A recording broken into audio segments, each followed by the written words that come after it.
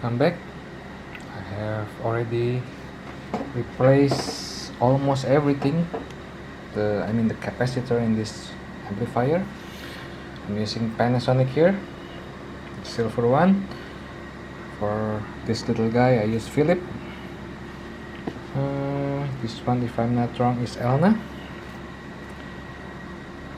This small also Elna. For this one is, I don't know, Elna, if I'm not wrong.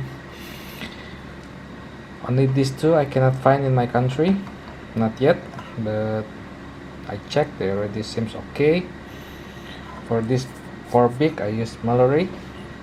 I got it here.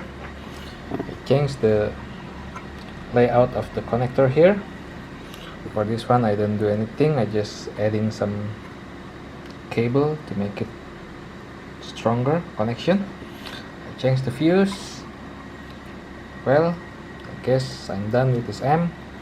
I'm gonna set another video to make this thing checking working or not.